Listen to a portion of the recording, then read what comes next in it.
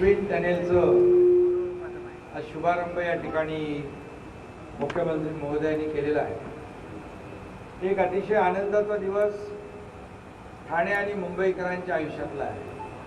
खरं म्हणजे ठाणे बोरिवली हा ट्विन टनेल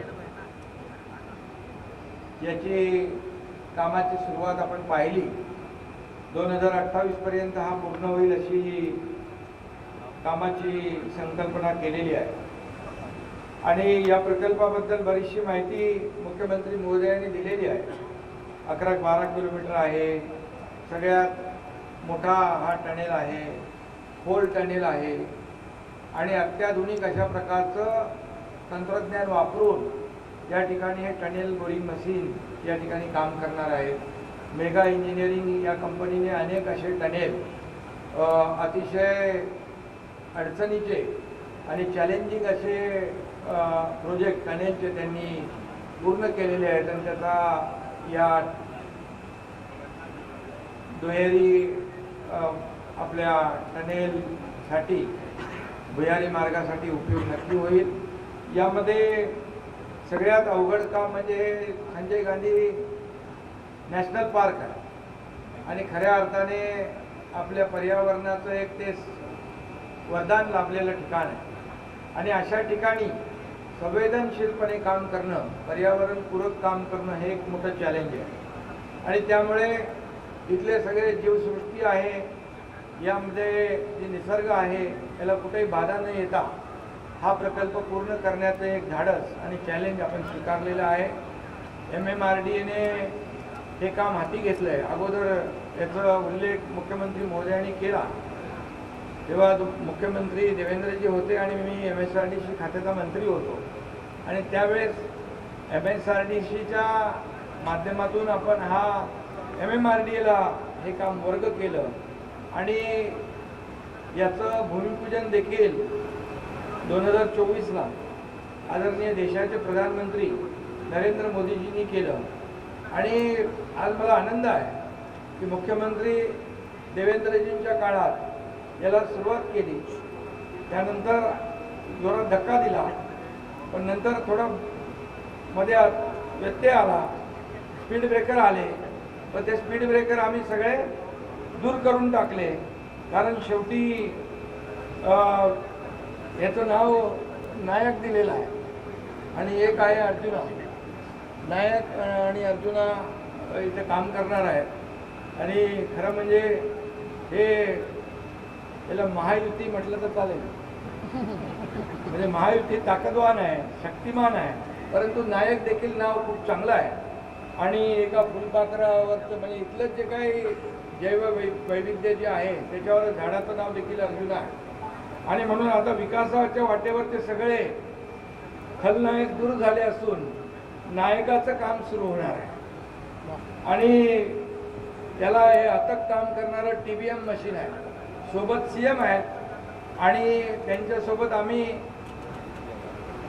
अथक काम करणारे दोन्ही DCM आहोत आणि म्हणून सोबत असल्याने आता हा वेग कुणालाही कमी करता येणार नाही आणि अर्जुनाचं लक्ष अंतिम ध्येयावर असतं आणि आता MMRDAचे आमचे मुखर्जी आहेत तिकडे, त्यांची टीम सगळे आहे, त्यांना एकच सांगणं आहे की हे जे आपण काम हाती घेतलेलं आहे वेळेमध्ये आपण पूर्ण करा, अशा प्रकारची मी खात्री बाळगतो।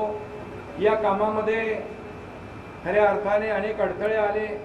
इथले रहिवासी, सोसायट्या, संकुलं त्यांना वाटलं की बाबा इथे आम्हाला त्रास होईल, एवढं मोठं भुयारी मार्ग होतोय, इथलं धूळ डेब्री सगळं जे काय आहे याच्यामुळे आमचं जीवन त्याच्यामध्ये अस्ताव्यस्त होईल, आम्हाला धुळीचा त्रास होईल। परंतु त्यांच्याबरोबर बैठका घेतल्यानंतर मुखर्जी साहेब आणि खासदारही होते, मुखर्जींनी त्यामध्ये सांगितल्याप्रमाणे एक मग डिस्पोजलसाठी आपण डेडिकेटेड कॉरिडॉर केला आहे।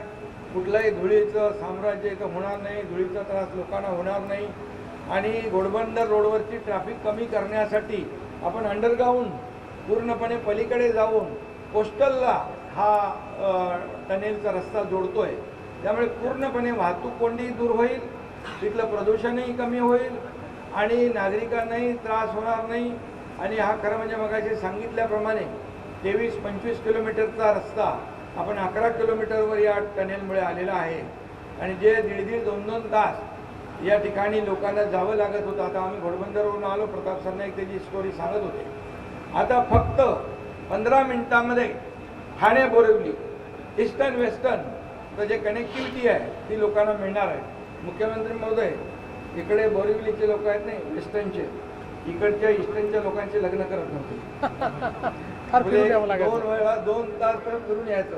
पण मुखर्जी आता तो तुम्ही मार्ग मोकळा केलेला आहे आणि या टनेलमुळे 15 मिनिटात आरपार लोक पोचतील आणि वेळेची बचत होईल, इंधनाची बचत होईल आणि पर्यावरणपूरक अशा प्रकारचा हा प्रकल्प आहे।